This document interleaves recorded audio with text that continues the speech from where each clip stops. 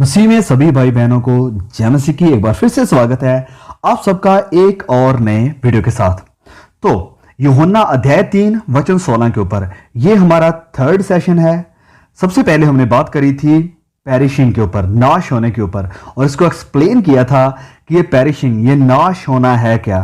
तो हमने बिब्लिकली देखा था और नए नियम को एक्सप्लोर करके जाना था कि इस बात का, नाश होने का बिब्लिकली मतलब क्या है। तो उसके बाद हमने दूसरा सेशन बनाया था डिजाइन के ऊपर कि परमेश्वर ने जगत से ऐसा प्रेम रखा कि उसने अपना इकलौता बेटा दे दिया, कि परमेश्वर ने इन नाश हो रहे लोगों को बचाने के लिए अपने प्रिय बेटे को भेज दिया। क्यों भेजा? क्योंकि वह इस संसार से प्रेम करता था। तो इसको भी हमने बहुत ही डीपली और भी बाइबल के वचनों को लेकर एक्सप्लोर किया है, इसे डिफाइन किया है और अच्छे से समझाया है। अगर आपने वो दो वीडियोस नहीं देखी हैं तो प्लीज आप जाइए और उन दो वीडियोस को जरूर देखिए। तो आज तीसरा जो हम बात करने वाले हैं वो है विश्वास, यानी ड्यूटी। तो हमने इस पूरे वचन को 4 हिस्सों में बांटा हुआ है। सबसे पहला डिजाइन, फिर ड्यूटी, फिर डेंजर और चौथा डेस्टिनी। तो आज हम देखने वाले हैं ड्यूटी के बारे में, यानी विश्वास के बारे में, कि जो कोई विश्वास करे। तो इस तीसरे सेशन में हम देखेंगे इस लिंक को, यानी विश्वास को। विश्वास एक लिंक है। इस लिंक को जो है परमेश्वर के इस संसार की खातिर अपने बेटे को भेजने में, और दूसरा नाश हो रहे संसार को अनंत जीवन देने में। तो ये इन दोनों के बीच में एक लिंक है। तो इस विश्वास का सबसे बड़ा महत्व यह है कि परमेश्वर के संसार को प्रेम करने का और अपने बेटे को भेजने का इस संसार पर कोई इफेक्ट नहीं होगा अगर लोग विश्वास नहीं करते हैं तो। और अगर विश्वास नहीं करते हैं तो लोग नाश होंगे और अनंत जीवन नहीं पा सकेंगे। इस कारण इस ग्लोरियस डिजाइन और अफेक्ट के बीच का जो लिंक है वो है विश्वास। और यही सबसे बड़ा कारण है कि विश्वास या बिलीफ इतना महत्वपूर्ण है हम मसीहों के जीवन में।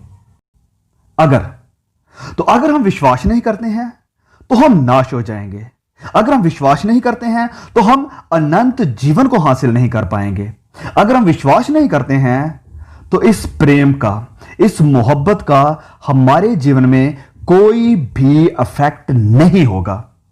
जिसका मतलब है कि हम उद्धार को, यानी मुक्ति को, यानी साल्वेशन को हासिल नहीं कर सकते हैं। इस कारण विश्वास करना बहुत ही ज्यादा जरूरी है और महत्वपूर्ण है अगर हम परमेश्वर के क्रोध से छुटकारा चाहते हैं तो। जैसे हमने इस सीरीज के पार्ट 1 में देखा है। तो यहां इस वचन 36 में लिखा है, देखिए, जो पुत्र पर विश्वास करता है अनंत जीवन उसका है, परंतु जो पुत्र की नहीं मानता, मतलब विश्वास करने की आज्ञा को नहीं मानता, वह जीवन को नहीं देखेगा, परंतु ओके, ध्यान से सुनिए, जो विश्वास नहीं करता है, जो उसकी विश्वास करने की आज्ञा को नहीं मानता है, उसके लिए क्या होगा कि परमेश्वर का क्रोध उस पर रहता है। वह जीवन को नहीं देखेगा वरन परमेश्वर का क्रोध उस पर रहता है। तो यहां पर जो नाश होना है यह सिर्फ शारीरिक मौत ही नहीं है, वरन यह अनादि, अनंत और सर्वशक्तिमान परमेश्वर के क्रोध को सहना है, और वो भी आग की झील में और हमेशा के लिए। और यही कारण है कि विश्वास का महत्व बहुत ही ज्यादा है पवित्र बाइबल में और खासकर नए नियम में। ध्यान दीजिए, यह विश्वास करना वर्तमान में है। It is in present tense. ऐसा नहीं कहा गया कि जिस किसी ने विश्वास किया, मतलब कि हम ऐसा नहीं कह सकते हैं कि हां, मैंने विश्वास किया था, एक बार यीशु के पीछे चलने का मैंने एक बार फैसला किया था, इस कारण अब मैं नाश नहीं होऊंगा। लेकिन यह वचन पास्ट की नहीं वरन प्रेजेंट की, वर्तमान की बात करता है। यहां पर ग्रीक में और इंग्लिश में भी प्रेजेंट टेंस में ही इस शब्द को लिखा गया है। मतलब कि यह जो काम है विश्वास का, यह एक ऑन गोइंग इंप्लीकेशन है। जैसे यहां इस वचन यूहन्ना अध्याय 8 वचन 31 में लिखा है, तब यीशु ने उन यहूदियों से जिन्होंने उस पर विश्वास किया था, यीशु ने उन यहूदियों से जिन्होंने उस पर विश्वास किया था कहा, यदि तुम मेरे वचन में बने रहोगे, मतलब विश्वास करते रहोगे, मुझ में बने रहोगे, तो तब तुम सचमुच मेरे चेले ठहरोगे। मतलब कि अगर तुम मुझ में बने नहीं रहते हो, अगर मेरे वचनों में बने नहीं रहते हो, मुझ पर विश्वास नहीं बनाए रखते हो, तो तुम मेरे चेले नहीं वरन झूठे नकली चेले ठहरोगे। कैसे? बिल्कुल यहूदा के जैसे, जो 3.5 सालों तक प्रभु यीशु के साथ चलता रहा और हर किसी ने यही सोचा कि वह भी प्रभु यीशु का एक सच्चा चेला है, वह भी उस समूह का, उस ग्रुप का हिस्सा है। लेकिन वह असल में उस ग्रुप का हिस्सा नहीं था, क्योंकि वह बस चेला होने का दिखावा कर रहा था। चलिए एक और वचन पढ़ते हैं, यूहन्ना अध्याय 20 वचन 31। यहां पर लिखा है, परंतु ये इसलिए लिखे गए हैं, ये वचन यानी यूहन्ना की इंजील, ये इसलिए लिखे गए हैं कि तुम विश्वास करो। क्या करो? विश्वास करो कि यीशु ही परमेश्वर का पुत्र मसीही है, और विश्वास करके, जी हां, विश्वास करके उसके नाम से जीवन पाओ। अब हमने ये पैसेज यानी ये वचन क्यों चुना, क्यों इसको हमने पढ़ा है?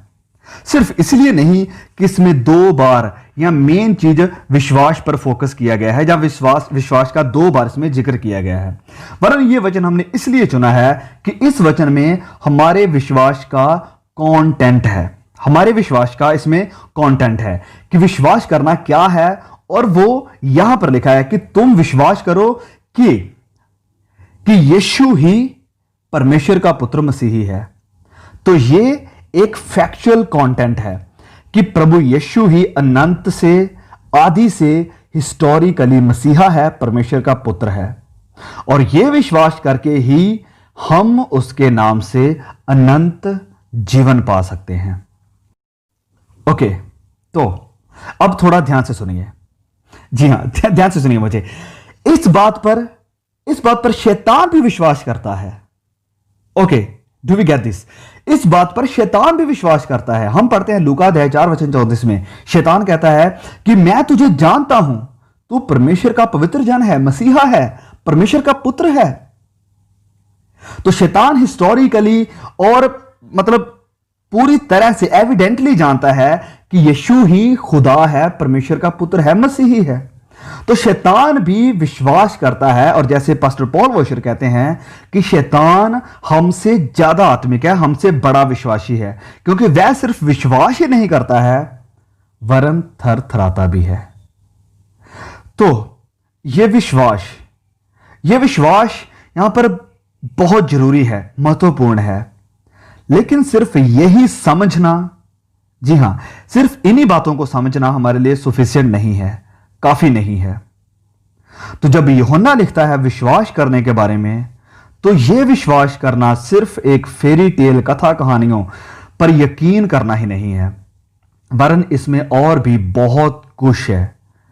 और क्या है? और देखते हैं यूहन्ना अध्याय 1 वचन 11 से लेकर 12 तक में लिखा है यहां पर, वह अपने घर आया, पढ़िए ध्यान से, वह अपने घर आया और उसके अपनों ने उसे ग्रहण नहीं किया। इस बात को नोट कीजिए, ग्रहण नहीं किया, रिसीव नहीं किया, परंतु जितनों ने उसे ग्रहण किया, रिसीव किया, उसने उन्हें परमेश्वर के संतान होने का अधिकार दिया, अर्थात उन्हें जो उसके नाम पर विश्वास रखते हैं।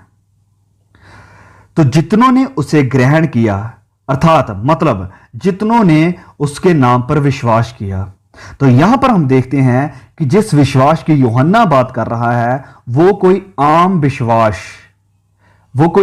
विश्वास नहीं है, जो विश्वास शैतान करता है और कई गैर मसीही लोग भी करते हैं, वरन इस विश्वास का मतलब है उसे ग्रहण करना, उसे रिसीव करना।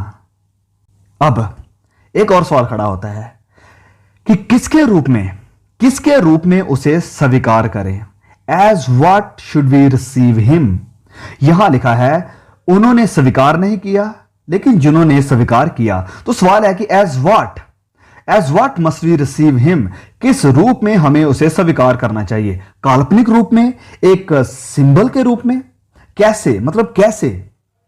तो सुनिए, जवाब है सबसे पहले receive him as a greater treasure, एक सबसे कीमती धन के समान उसे ग्रहण करना। इसका मतलब क्या है कि उसके बिना आपकी जिंदगी कुछ नहीं है, और यह बात बिल्कुल सच है। उसके सामने बाकी सब चीजें फीकी हैं, तुच्छ हैं, कुछ भी नहीं है, जीरो हैं। इसकी एक बहुत ही क्लियर, एक स्पष्ट उदाहरण हमें मिलती है संत पौलुस की जिंदगी से। वह लिखते हैं फिलिपियों अध्याय 3 वचन 7 से लेकर 8 तक में लिखा है, परंतु जो जो बातें मेरे लाभ की थी, जो जो बातें मेरे लाभ की थी, अच्छी थी, मेरे लिए भली थी, जो मैं समझता था कि हां ये इसी में मुझे फायदा है। पौलुस लिखता है कि जो जो बातें मेरे लाभ की थी उन्हीं को मैंने मसीह के कारण, लाभ की बातों को मसीह के कारण हानि समझ लिया है, वरन मैं अपने प्रभु मसीह यीशु की पहचान की उत्तमता के कारण सब बातों को, इस बात को अंडरलाइन करिए, सब बातों को हानि समझता हूं, जिसके कारण मैंने सब वस्तुओं की हानि उठाई और उन्हें कूड़ा समझता हूं, कचरा समझता हूं, तुच्छ समझता हूं, जीरो समझता हूं, जिससे मैं मसीह को प्राप्त करूं, रिसीव करूं, ग्रहण करूं। तो सबसे पहली बात मैंने बताई है कि यीशु को एक ग्रेटेस्ट ट्रेशर, एक सबसे कीमती धन के रूप में स्वीकार करना, कि उसके सामने आपके मां बाप, आपके बच्चे, आपकी बीवी, आपका हस्बैंड, आपके भाई बहन, आपकी खुद की जिंदगी जीरो है। जब हम कंपेयर करते हैं प्रभु यीशु के साथ, तो सबसे पहले उसे एक कीमती धन के रूप में स्वीकार करना। और ऐसा ही कुछ हमें देखने को मिलता है यूहन्ना अध्याय 3 वचन 35 में, जब प्रभु यीशु कहते हैं कि जीवन की रोटी मैं हूं, जीवन की रोटी मैं हूं, जो मेरे पास आएगा, अंडरलाइन, आएगा, वह कभी भूखा ना होगा, और जो मुझ पर विश्वास करेगा, अंडरलाइन दिस, वह कभी प्यासा ना होगा। तो यहां इस वचन में एक बात तो स्पष्ट है कि यह विश्वास करना मतलब है प्रभु यीशु के पास आना, अपनी आत्मिक भूख और प्यास को संतुष्ट करने के लिए। तो यह विश्वास करना सिर्फ तथ्यों को, यानी फैक्ट्स, एविडेंसेस, सबूतों को सही मानना ही नहीं है। ध्यान दीजिए, विश्वास करना सिर्फ तथ्यों को, सबूतों को सही मानना ही नहीं है, क्योंकि इस मामले में शैतान हमसे बड़ा विश्वासी है, क्योंकि वह हिस्टोरिकली, एविडेंटली, पर्सनली जानता है, इन सारे तथ्यों को, इन सारे सबूतों को जानता है और उनके ऊपर विश्वास भी करता है। लेकिन जिस विश्वास की बात यहां हो रही है, यह विश्वास करना है, क्या है? प्रभु यीशु के पास नम्रता से आना, उसके पास आना, उसे ग्रहण करना, उसे अपनाना और उसे रिसीव करना, कि वह हमारा उद्धार करता है, वह जीवन की रोटी है और वह जीवन का पानी है, और ऐसा कीमती ट्रेशर है जिसके बिना हम कुछ भी नहीं है। तो चलिए इस वीडियो को समाप्त करते हैं। परमेश्वर ने जगत से ऐसा प्रेम रखा कि उसने अपना इकलौता पुत्र दे दिया। यह रहा परमेश्वर का डिजाइन, ताकि जो कोई उस पर विश्वास करे, उसके पास आए, उसे ग्रहण करे, उसे अपनाए, उसे पहन ले, ताकि जो कोई उस पर विश्वास करे वह नाश होने से बच सके और सदा की जिंदगी पाए, अनंत जीवन पाए। और यह हमारी लास्ट वीडियो होगी जिसमें हम इस अनंत जीवन के बारे में सीखेंगे, इसको एक्सप्लेन करेंगे, इसके बारे में डीपली जानेंगे। तो इस मैसेज से अगर आपको कुछ सीखने को मिला है तो प्लीज इस मैसेज को शेयर करिए, और इस सारी सीरीज को अगर आप फिर से देखना चाहते हैं तो देखिए, और ज्यादा से ज्यादा लोगों तक इस मैसेज को पहुंचाइए। परमेश्वर हम सबको संभाल के रखे। फिर मिलेंगे बहुत जल्द इस वीडियो के पार्ट 4 के साथ। सभी को जय मसीह की।